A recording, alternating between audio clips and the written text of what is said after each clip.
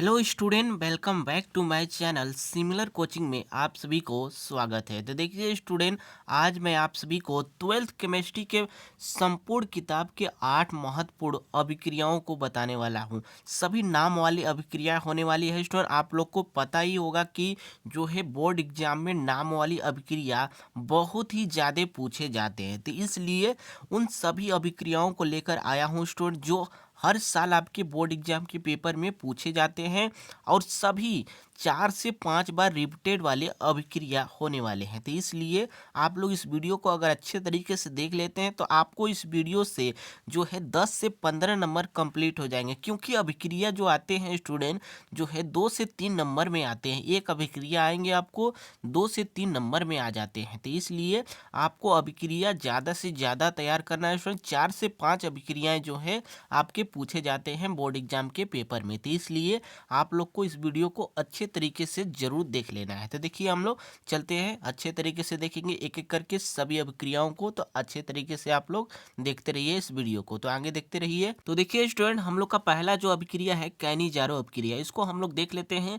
देखिए स्टूडेंट, ये 2022 और 23 के एग्जाम में पूछा गया था और पहले भी कई बार ये एग्जाम में पूछे जा चुके हैं, तो इसलिए अच्छे तरीके से इसको हम लोग देख लेते हैं। तो यहाँ पर देखिए कि फॉर्मल्डिहाइड की अभिक्रिया NaOH से कराते हैं तो मेथिल एल्कोहल तथा सोडियम फार्मेट बनता है। जो है फॉर्मल्डिहाइड की अभिक्रिया जब NaOH से कराते हैं तो जो है मेथिल एल्कोहल तथा सोडियम फार्मेट बनता है, तो उस अभिक्रिया को ही कैनिजारो अभिक्रिया कहते हैं। क्या कहते हैं स्टूडेंट? कैनिजारो अभिक्रिया कहते हैं। तो देख लीजिए अच्छे तरीके से, परिभाषा बहुत ही आसान है स्टूडेंट, आपको ऐसे परिभाषा कहीं नहीं मिलेंगे इतने आसान शब्दों में, तो इसलिए आप लोग अच्छे तरीके से जरूर तैयार कर लीजिएगा।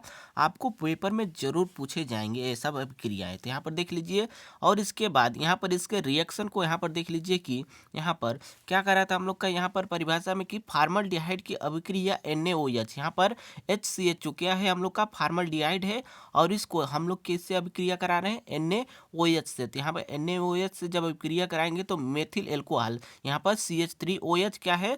ये मेथिल एल्कोहल और प्लस में सोडियम फार्मेट बन जाता है। तो आप लोग को आसान से तरीके से समझ में आ गया होगा कि कैनिजारो अभिक्रिया क्या होता है और इसका रिएक्शन भी। तो इसी प्रकार हम लोग इसके बाद अगले अभिक्रिया को देख लेते हैं। वो भी अभिक्रिया आपके बहुत ही ज़्यादा महत्वपूर्ण होने वाली है, तो आगे देखते रहिएगा। तो देखिए स्टूडेंट, हम लोग का दूसरा जो अभिक्रिया है यहाँ पर अच्छे तरीके से देखिए कि विलियमसन संश्लेषण अभिक्रिया। ये भी अभिक्रिया आपके बोर्ड एग्जाम में बहुत बार पूछे जा चुके हैं, तो इसलिए आप लोग इसको अच्छे तरीके से जरूर तैयार कर लीजिएगा। तो यहाँ पर देखिए कि अच्छे तरीके से सोडियम एल्का ऑक्साइड क्या है स्टूडेंट? सोडियम एल्का ऑक्साइड को एल्किल हाइलाइड के साथ गर्म करने पर ईथर बनता है। क्या होता है कि सोडियम एल्का ऑक्साइड को एल्किल हाइलाइड के साथ गर्म करने पर ईथर बनता है। इस प्रकार की क्रिया को ही विलियमसन संश्लेषण अभिक्रिया कहते हैं। किस प्रकार की क्रिया को? अच्छे तरीके से यहाँ पर देखिए कि सोडियम एल्का ऑक्साइड को और एल्किल हाइलाइड के साथ जब गर्म करेंगे तो इस प्रकार की अभिक्रिया को ही जो है विलियमसन संश्लेषण अभिक्रिया कहते हैं। तो देख लीजिए स्टूडेंट, उसके बाद इसके जो है रिएक्शन को भी देख लेते हैं हम लोग। बहुत ही सरल इसका रिएक्शन है स्टूडेंट, यहाँ पर अच्छे तरीके से देख लीजिए। क्या करा था हम लोग का कि सोडियम एल्का ऑक्साइड C2H5O ये क्या है हम लोग का? सोडियम एल्का ऑक्साइड है, और एल्किल हाइलाइड मान लीजिए कोई हम लोग का यहाँ पर एल्किल हाइलाइड ले लिए C2H5Br, इसको ले लिए। जब इसका जब क्रिया कराएंगे, इसको जब गर्म करेंगे तो क्या बनेगा? Die ethyl ether. क्या बनेगा स्टूडेंट? Die ethyl ether. तो यही जो अभिक्रिया जो होती है विलियमसन संश्लेषण अभिक्रिया हो जाती है। देखिए कैसे बना, आप लोग अच्छे तरीके से यहाँ पर देख लीजिए। देखिए कि यहाँ पर C2H5, यहाँ पर हम लोग C2H5O को लिए और इसमें से हम लोग जो है C2H5 को ले लिए। तो यहाँ पर C2H5 सिंगल बॉन्ड O और C2H5, और इसमें से बचा क्या हम लोग का? इसमें से Na बच गया और इसमें से Br, तो यहाँ पर NaBr जो है बाहर हो जाता है। तो देख लीजिए अच्छे तरीके से विलियमसन संश्लेषण अभिक्रिया अगर आपको अगर पेपर में आता है तो आप लोग आसानी से इसे कर सकते हैं स्टूडेंट। बहुत ही आसान ये अभिक्रिया है, तो देख लीजिए और इसका स्क्रीनशॉट जरूर ले लीजिएगा। तो उसी प्रकार हम लोग इसके अगले अभिक्रिया को, तीसरे नंबर अभिक्रिया को देख लेते हैं।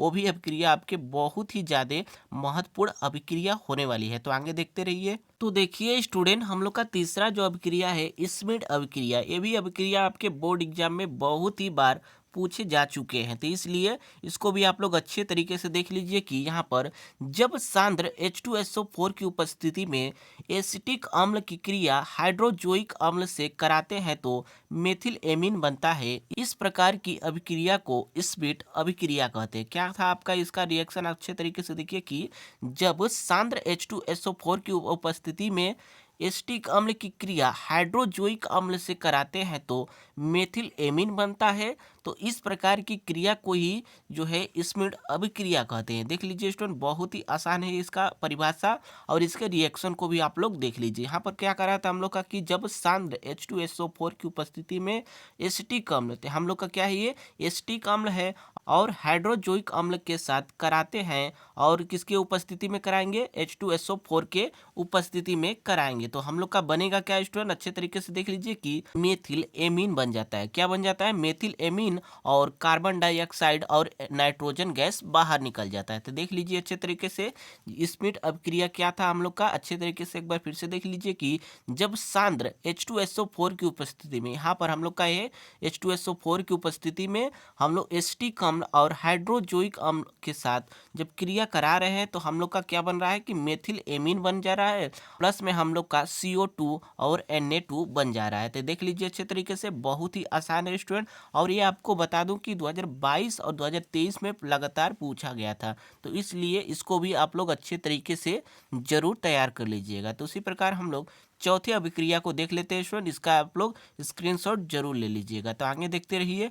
तो देखिए स्टूडेंट, हम लोग का चौथा जो अभिक्रिया है सैंडमायर अभिक्रिया। ये भी अभिक्रिया बहुत ही ज़्यादा मोस्ट इंपॉर्टेंट है, क्योंकि ये भी आपके 2022 और 23 के एग्जाम में पूछा गया था। तो इसलिए इसको भी अच्छे तरीके से तैयार कर लीजिएगा। बहुत ही आसान शब्दों में मैं आपको बता रहा हूँ। तो यहाँ पर देखिए कि जब डाइजोनियम लवण के विलयन को क्यूप्रस क्लोराइड की उपस्थिति में गर्म करते हैं तो क्लोरोबेंजीन बनता है। क्या होता है कि जब डाइजोनियम लवण के विलयन को क्यूप्रस क्लोराइड की उपस्थिति में गर्म करते हैं तो क्लोरोबेंजीन बनता है। इस प्रकार की क्रिया को ही सैंडमायर अभिक्रिया कहते हैं। बहुत ही आसान है स्टूडेंट, आप लोग को थोड़ा सा कोशिश करेंगे आपको याद हो जाएगा। तो यहाँ पर देख लीजिए और इसका रिएक्शन भी अच्छे तरीके से देख लीजिए। हम लोग का क्या करा था कि यहाँ पर डाइजोनियम लवण C6H5N2Cl, एक क्या है स्टूडेंट, हम लोग का एक क्या है, डाइजोनियम लवण है कोई, उसको हम लोग जो है cuprous chloride CuCl, cuprous chloride की उपस्थिति में जब गर्म करें तो हम लोग का क्या बन रहा, क्लोरोबेंजीन C6H5Cl, क्लोरोबेंजीन, और प्लस में नाइट्रोजन गैस बाहर निकल जाता है। तो देख लीजिए सैंडमायर अभिक्रिया क्या था, आप लोग को समझ में आ गया होगा। तो इसका आप लोग जरूर स्क्रीनशॉट ले लीजिएगा और इसको अच्छे तरीके से तैयार कर लीजिएगा, आप लोग को आसानी से ये याद हो जाएगा। तो उसी प्रकार हम लोग इसके अगले अभिक्रिया को देख लेते हैं, 5वां नंबर को। तो आगे देखते रहिए। तो देखिए स्टूडेंट, हम लोग का 5वां नंबर जो अभिक्रिया, अच्छे तरीके से देख लीजिए कि रोजनमुंड अभिक्रिया। ये भी अभिक्रिया बहुत ही ज़्यादा मोस्ट इंपॉर्टेंट है, तो इसको भी आप लोग अच्छे तरीके से जरूर तैयार कर लीजिएगा। तो यहाँ पर देखिए कि किसी अम्ल क्लोराइड को पैलेडियम युक्त PD मतलब पैलेडियम युक्त BaSO4 की उपस्थिति में हाइड्रोजन द्वारा अपचयन कराते हैं तो एल्डिहाइड बनता है, तो उसे रोजनमुंड अभिक्रिया कहते हैं। क्या कहते हैं स्टूडेंट, रोजनमुंड अभिक्रिया कहते हैं। तो देख लीजिए अच्छे तरीके से। और इसका अगर आप लोग रिएक्शन देखना चाहते हैं तो रिएक्शन भी यहाँ पर देख लीजिए। क्या कथा हम लोग का कि किसी अम्ल क्लोराइड पैलेडियम युक्त BaSO4 की उपस्थिति में हाइड्रोजन द्वारा अपचयन कराते हैं। ये हम लोग का क्या है, किसी अम्ल क्लोराइड है कोई, इसको जब हम लोग जो है हाइड्रोजन द्वारा अपचयन कराते हैं तो क्या बनेगा, हम लोग का एसिटल्डिहाइड बन जाता है। क्या बनता है स्टूडेंट, एसिटल्डिहाइड, और HCl बाहर निकल जाता है। तो देख लीजिए बहुत ही आसान है स्टूडेंट, आपको ये अभिक्रिया बहुत ही ज़्यादा मोस्ट इंपॉर्टेंट है, तो इसको भी आप लोग अच्छे तरीके से जरूर तैयार कर लीजिएगा। ये भी आपके बोर्ड एग्जाम में पूछे जाने वाले अभिक्रिया में से एक अभिक्रिया है। तो उसी प्रकार हम लोग इसके अगले अभिक्रिया को भी देख लेते हैं। तो आगे देखते रहिए। तो देखिए स्टूडेंट, हम लोग का 7वां नंबर जो अभिक्रिया है फ्रीडल क्राफ्ट अभिक्रिया। देखिए स्टूडेंट, ये भी अभिक्रिया आपके 2022 और 2018-19 में पूछा गया था, तो इसलिए इसको भी आप लोग देख लीजिए। देखिए यहाँ पर कि जब निर्जल AlCl के उपस्थिति में बेंजीन की क्रिया मेथिल क्लोराइड से कराते हैं तो क्या करा कि जब निर्जल AlCl3 के उपस्थिति में बेंजीन की क्रिया मेथिल क्लोराइड से कराते हैं तो टालुइन प्राप्त होता है। तो इस प्रकार की अभिक्रिया को फ्रीडल क्राफ्ट अभिक्रिया कहते हैं। क्या कहते हैं स्टूडेंट की फ्रीडल क्राफ्ट अभिक्रिया कहते हैं। देख लीजिए बहुत ही ये आसान है स्टूडेंट और आपके बोर्ड एग्जाम में बहुत ही बार पूछे जा चुके हैं। तो इसलिए इस अभिक्रिया को अच्छे तरीके से जरूर तैयार कर लीजिएगा। क्या था हम लोग का कि फ्रीडल क्राफ्ट अभिक्रिया, जब निर्जल AlCl3 के उपस्थिति में बेंजीन की क्रिया मेथिल क्लोराइड से कराते हैं तो टालुइन प्राप्त होता है। इस प्रकार की अभिक्रिया को ही जो है फ्रीडल क्राफ्ट अभिक्रिया कहते हैं। और अगर आप लोग इसका रिएक्शन देखना चाहते हैं तो रिएक्शन देख लीजिए। देखिए रिएक्शन आपको जो है रटना नहीं है, आपको जो है प्रैक्टिस करनी है। आपको कैसे बना ये सब आपको प्रैक्टिस करना पड़ेगा, तभी आपको अच्छे तरीके से जो है समझ में आ जाएगा। तो यहाँ पर क्या था हम लोग का कि जब निर्जल AlCl के उपस्थिति में, क्या है स्टूडेंट यहाँ पर AlCl3 के उपस्थिति में जब हम लोग बेंजीन की क्रिया मेथिल क्लोराइड, क्या है C6H से क्या है हम लोग का बेंजील है और CH3Cl ये क्या है हम लोग का मेथिल क्लोराइड है। तो इसकी जब क्रिया जब कराएंगे AlCl3 की उपस्थिति में तो क्या बनेगा हम लोग का टालुइन बन जाता है C6H5 और CH3, ये क्या हम लोग का टालुइन बन जाता है और प्लस में HCl बन जाता है। तो देख लीजिए अच्छे तरीके से। उसी प्रकार हम लोग इसके अगले अभिक्रिया को भी देख लेते हैं। तो आगे देखते रहिए, बहुत ही मोस्ट इंपॉर्टेंट सभी अभिक्रिया को लेकर आया हूँ, तो आगे देखते रहिएगा।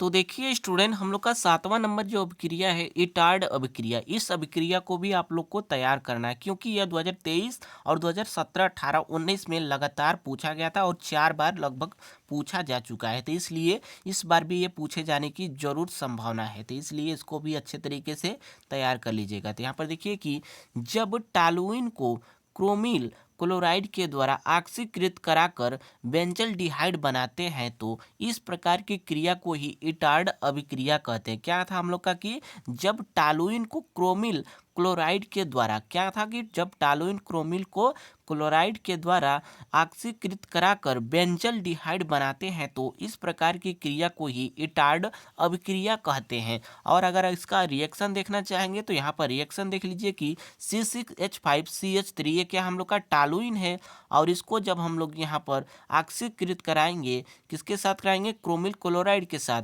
जब हम लोग इसका ऑक्सीकृत कराएंगे तो हम लोग का बन जाता है बेंजल्डिहाइड C6H5CHO। तो इसे बोलते हैं हम लोग बेंजल्डिहाइड बोला जाता है। तो देख लीजिए बहुत ही मोस्ट इंपॉर्टेंट है, तो इसका आप लोग स्क्रीनशॉट जरूर लेते रहिएगा। तो उसी प्रकार हम लोग इसके बाद लास्ट जो अभिक्रिया है 8वां नंबर उसको भी देख लेते हैं, क्योंकि वो भी अभिक्रिया बहुत ही ज़्यादा मोस्ट इंपॉर्टेंट होने वाला है। तो उसको भी देख लीजिएगा, आगे देखते रहिए।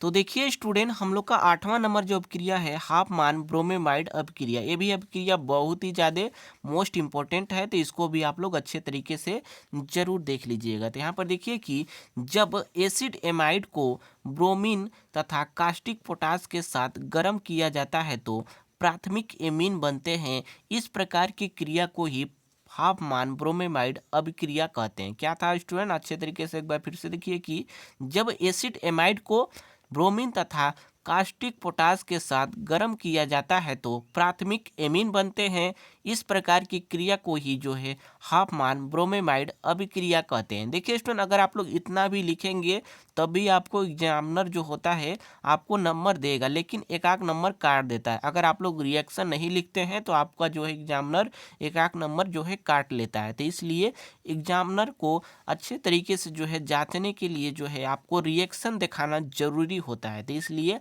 आप लोग रिएक्शन जरूर लिखिएगा। तो बहुत ही आसान है, रिएक्शन आप लोग को लिख सकते हैं। क्या था हम लोग का कि जब एसिड एमाइड को ब्रोमीन तथा कास्टिक पोटास, तो यहाँ पर क्या है कि एसिड एमाइड को ब्रोमीन तथा कास्टिक पोटास के साथ जब इसको हम लोग गर्म किए तो हम लोग का क्या बना प्राथमिक एमीन, क्या है CH3NH2 जो है बनता है। तो इस प्रकार की अभिक्रिया को ही जो है हाफमान ब्रोमेमाइड अभिक्रिया कहते हैं। तो देख लीजिए बहुत ही आसान था कि नहीं स्टूडेंट, ये सब क्वेश्चन जो है बहुत ही आसान होते हैं स्टूडेंट। आपको थोड़ा सा बस इसका जो है रिएक्शन पर ध्यान देना होता है, आप लोग आसानी से इसे कर सकते हैं। तो इसलिए आप लोग को जितना भी अभिक्रिया मैं बताया हूँ सभी अभिक्रिया को अच्छे तरीके से तैयार करना है और इसे आप लोग अपने फेयर में जरूर लिख लीजिएगा। तो ठीक है स्टूडेंट, आज के लिए तो बस करते हैं, कल मिलते हैं किसी ऐसे ही इंपॉर्टेंट टॉपिक के साथ।